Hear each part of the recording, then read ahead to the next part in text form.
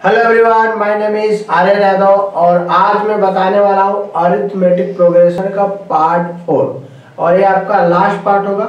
इसके पहले मैंने पार्ट 1, पार्ट 2 और पार्ट 3 बताया। आई होप कि आपको बहुत अच्छे से समझ में आया होगा। आज हम पार्ट 4 बताने वाले।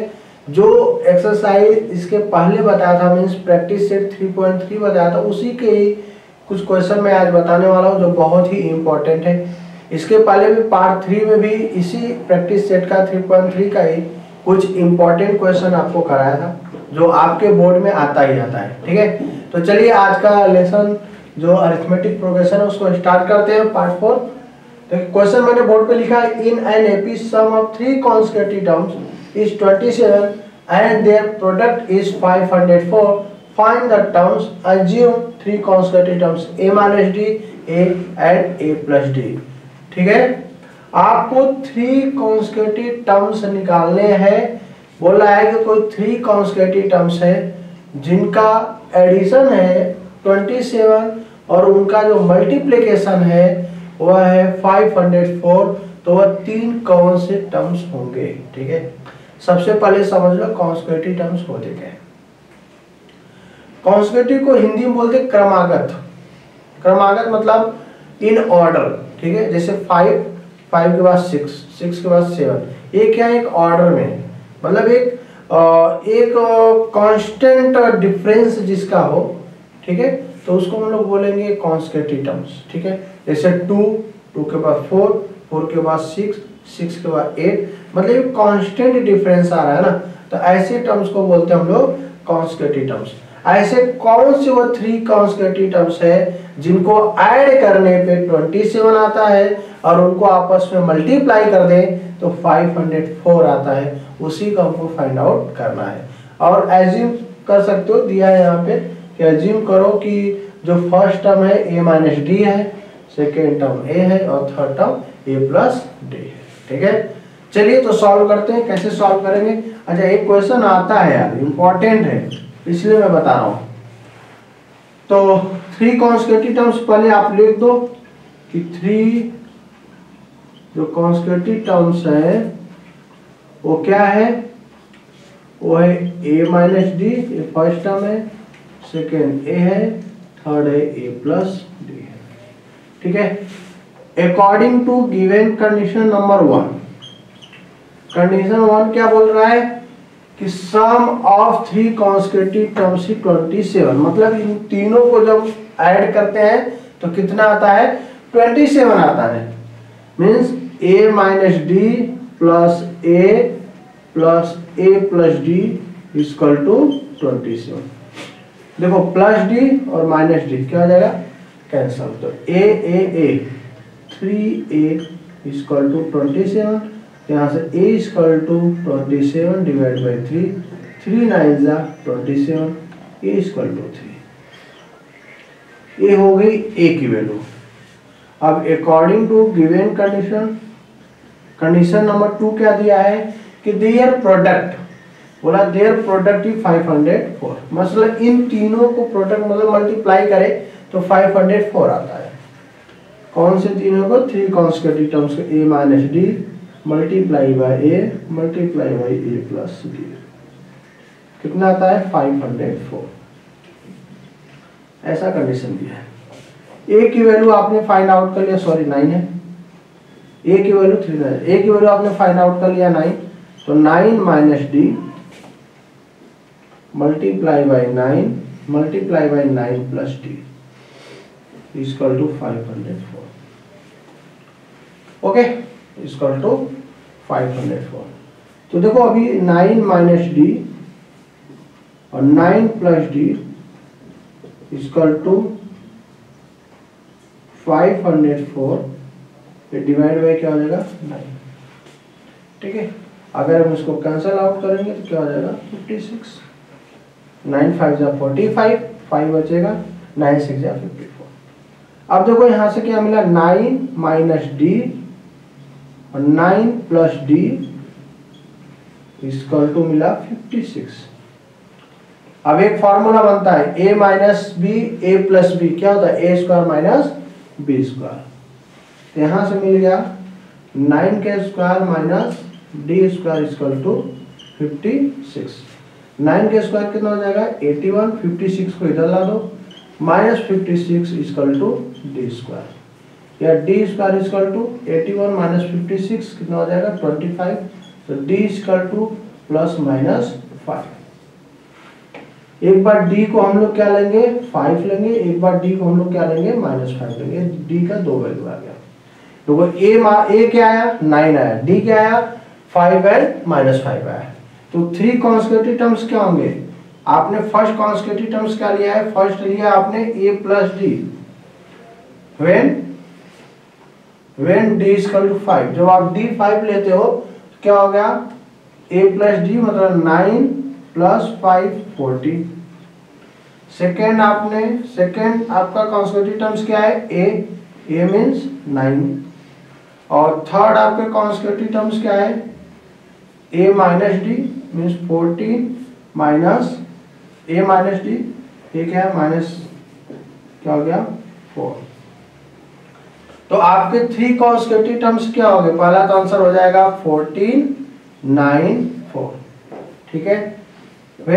अब जब आप d इक्वल टू -5, जब आप -5 लेते हो तो फर्स्ट वाला क्या हो जाएगा a plus D means 9 minus 5 कितना हो जाएगा 4।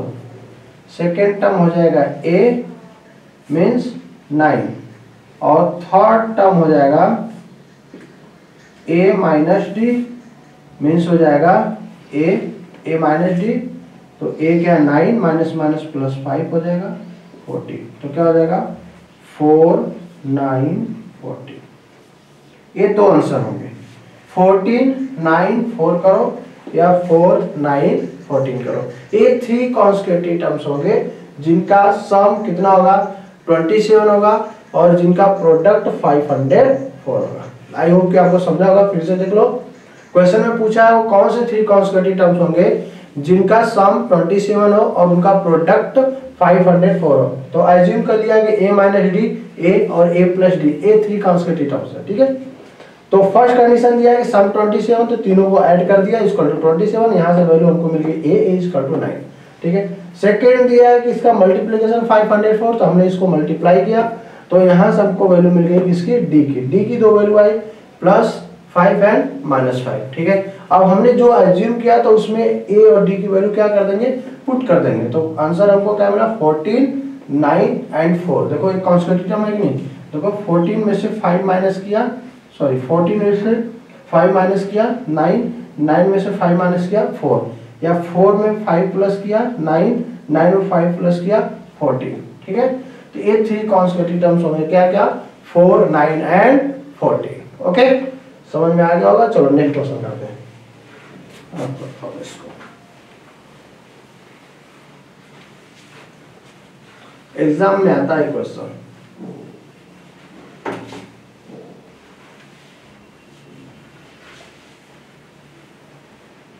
एक क्वेश्चन और एग्जाम में आता है जो आपको मैं बता दूं जो इंपॉर्टेंट है। क्वेश्चन है sum of first 55 terms in an AP is 3300, find its 28th term।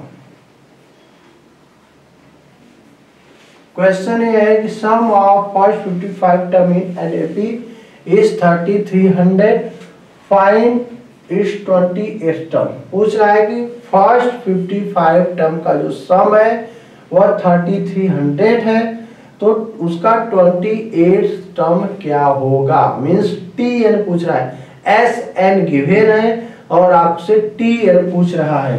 तो आपको देखो गिवन क्या है, आपको क्वेश्चन में जो गिवन है वो S55 है।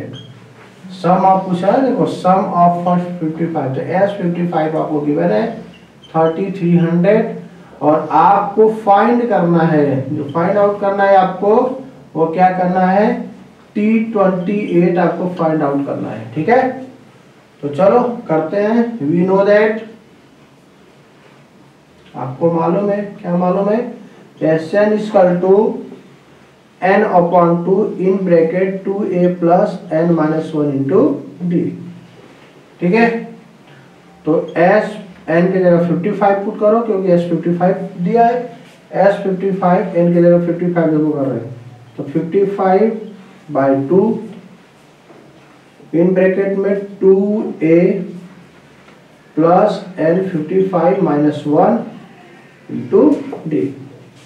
अब देखो यहाँ से क्या आ जाएगा, 55/2 यहाँ से हो जाएगा 2a प्लस 55 माइनस 1 54d।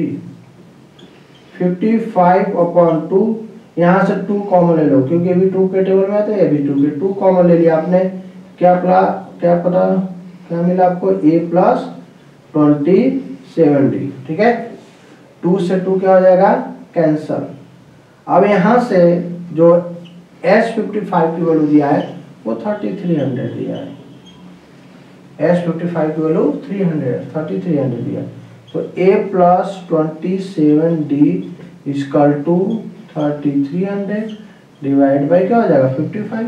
ठीक है, आप देखो 11 के टेबल में भी आता है, 11 के टेबल में अब आता है। ठीक है, तो 11 3 जा 33, 300, 11 5 जा, उसके बाद कट कर दो 5 6 जा, तो a प्लस, इधर देख लो, a plus 27d equal to क्या हो गया 60। अच्छा, a प्लस 27 को ही, a प्लस 27d को ही T28 बोलते हैं, तो T28 इक्वल टू क्या हो गया 60। आंसर नहीं समझ में आया तो देख लो, जैसे Tn इक्वल टू क्या होता है, a plus an minus 1 into D होता है, तो n के जगह 28 पुट करो तो a plus 28 minus 1 into D हो जाएगा, तो T28 equal to a plus 28 minus 1 क्या हो जाएगा 27d। मतलब a प्लस 27d को हम क्या बोल सकते हैं, T28, तो a प्लस 27d की जगह हमने T28 लिख दिया, और हमसे यही पूछ रहा है 28 टर्म्स, तो T28 की वैल्यू कितना हो गई 60। ठीक है, तो देख लो कैसे करना है। S55 की वैल्यू 3300 दिया है, T28 की वैल्यू आपसे पूछ रहा है, तो आप Sn का फॉर्मूला लगाओ, Sn equal to n upon 2a plus n minus 1 into D होता है। ठीक है, n के जगह 55 पुट करो क्योंकि n 55 दिया है। ठीक है, पुट करो तो यहाँ से हो गया 54d। अब देखो दोनों 2 के टेबल में आता है, 2 बाहर ले लो, 2 से 2 कैंसिल हो जाएगा, और S55 की वैल्यू दिया है कितना 3300, तो आप उसको पुट कर दो, तो यहाँ से पुट करते आओ या लास्ट में पुट करो, आपके ऊपर डिपेंड है। 55 क्या कर दिया, डिवाइड कर दिए, तो 60 टाइम में कैंसिल आउट होगा, तो a प्लस 27d की वैल्यू आ गया 60। a प्लस 27d को ही हम T28 बोलते हैं, मैंने जैसा कि यहाँ पे आपको दिखाया। ठीक है, तो T28 की वैल्यू आ गई 60। ठीक है, आई होप कि आपको समझ में आया होगा। इसी के साथ आपका अरिथमेटिक प्रोग्रेशन का पार्ट 4 फिनिश होता है और ये लेसन फिनिश होता है।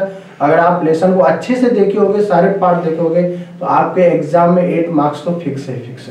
ठीक है, तो ऐसे ही चैनल को देखते रहिए। अगर आप सब्सक्राइब नहीं किए तो सब्सक्राइब कर दीजिए, लाइक नहीं किए तो लाइक कर दीजिए। ठीक है, अब फिर से मिलेंगे एक नई वीडियो के साथ, तब तक के लिए जय हिंद जय भारत।